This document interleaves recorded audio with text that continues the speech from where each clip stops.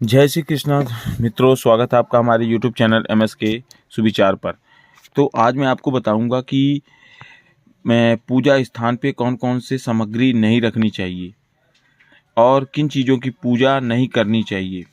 ध्यान से सुनिएगा मेरी वीडियो को। अगर आपको पूरी जानकारी चाहिए तो इससे क्या होता है कि घर में नकारात्मक ऊर्जा पैदा होती है और माता लक्ष्मी की कृपा नहीं होती, धन की हानि होती है। इसलिए इस वीडियो को पूरा अंत तक देखें। अगर चैनल पे नए हैं तो चैनल को सब्सक्राइब कर दीजिएगा और बेल आइकन को क्लिक कर दीजिएगा। मैं वीडियो पूरी सही बताऊंगा ताकि आपको उसका लाभ मिल सके।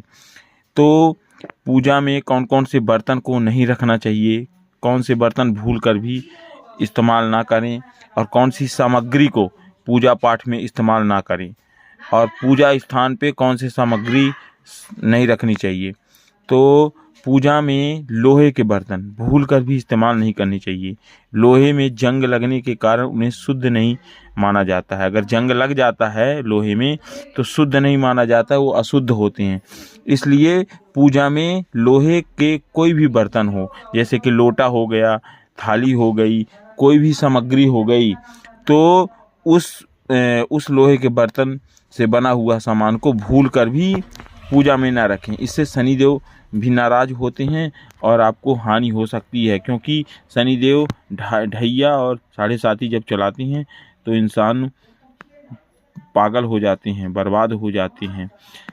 इसलिए भूल कर भी इस लोहे से बनी धातु को उपयोग में ना लें। दूसरी बात बताऊंगा कि पूजा में अगरबत्ती के खाली पैकेट या पन्नी या बासी फूल या हार या फिर कोई भी अन्य उससे बनी हुई सामग्री को उपयोग में ना लें पूजा स्थान पे। और बांस से बनी हुई अगरबत्ती को उपयोग में ना लें, क्योंकि बांस जो है मृतकों के उपयोग में किया जाता है और ईश्वर के काम में बांस की अगरबत्ती बनी हुई उपयोग नहीं की जाती है। इससे घाटा होता है, धन हानि होती है, वंशक नष्ट होते हैं और आपकी पीढ़ी, वंशकारी पीढ़ी खत्म हो जाती है। इसलिए भूल कर भी अगरबत्ती और ये खाली पैकेट पन्नी, बासी फूल, ये सब भूल कर भी पूजा स्थान पर ना रखें। वहाँ से दूर कर दें, वहाँ से हटा दें, ताकि आपको उससे कोई नुकसान ना हो। और दोस्तों बताऊंगा कि पूजा पाठ करने वाले जो व्यक्ति होते हैं वो काफ़ी ज़्यादा परेशान हो जाते हैं इन सब चीज़ों से। इसलिए ईश्वर उसी की परीक्षा लेते हैं जिससे वे सबसे अधिक प्रेम करते हैं। भगवान उसे हर कठिनाइयों से मुक्त करने की ताकत दे दोस्तों। और भूल कर भी ये सामग्री को इस्तेमाल ना करें पूजा पाठ में। अगरबत्ती जलाने की सलाह तो हम ना देंगे, क्योंकि अगरबत्ती में बांस होता है। इसलिए पूजा के शुभ कार्य में ये अशुभ कार्य ना करें। और आप गंदे फटे कपड़े पहनकर पूजा पाठ तो भूल कर भी ना करें, इससे गरीबी आती है और देवता जो है निराश होते हैं। इसलिए हमें धुले और साफ कपड़े हमेशा पहनकर पूजा पाठ में बैठना चाहिए और पूजा करना चाहिए। और ध्यान रखें, जब पूजा करें तो धूप बत्ती पूरे घर पर दिखाएं। और दोस्तों जो गरुड़ घंटी होती है उसको हर जगह घर पर बजाएं। इससे जो नकारात्मक ऊर्जा घर में प्रवेश नहीं करती है। और जो धार्मिक स्थान होते हैं वहाँ जो दोपहर में पूजा पाठ नहीं करनी चाहिए। दोपहर में पूजा नहीं करनी चाहिए धार्मिक स्थानों पे, जहाँ मंदिर होती है, जहाँ ऐसे जगहों पे दोपहर को पूजा नहीं की जाती है। 1 बजे के बाद से और 4 बजे तक फिर पूजा आप ना करें, उस समय के लिए निषेध माना जाता है। इसलिए मंदिरों के पट भी दोपहर में कुछ समय के लिए बंद किए जाते हैं। सिर्फ भोलेनाथ ही हैं जिनकी पूजा 24 घंटे में, पूरे 24 घंटे आप पूजा कर सकते हैं, कोई दिक्कत नहीं है। लेकिन भोलेनाथ को छोड़कर बाकी सभी देवी देवताओं की पूजा 12 बजे से लेके 3 बजे तक नहीं करनी चाहिए। इसलिए इसको माने और इस नियम का पालन करें। और बताऊंगा दोस्तों आपको, जैसे कि घर के मंदिर में भूल कर भी भगवान जो है रुद्र रूप वाले जो भगवान होते हैं उनको ना रखें, खंडित मूर्ति ना रखें पूजा पाठ में। और घर में मंदिर में कैंची ना रखें, नुकीली चीज़ों को भूल कर भी घर के मंदिर में ना रखें। इससे जो है तो घाटा होता है। मंदिर में सूखे फूल, और माताओं को भी कहूँगा कि सूखे फूल भूल कर भी ना रखें, उसे जो है तो जाके बहती हुई नदी में विसर्जित कर दें। और आपको हमेशा पूजा कक्ष में नंगे पैर ही प्रवेश करना है, ध्यान रखें। साथ ही मंदिर के पास जूते भूल कर भी ना रखें, इससे धन हानि होता है और मान हानि भी होता है। कहते हैं कि हिंदू पौराणिक में कहते हैं कि अशुद्ध चीज़ें जो होती हैं वो संपर्क में नहीं रखनी चाहिए।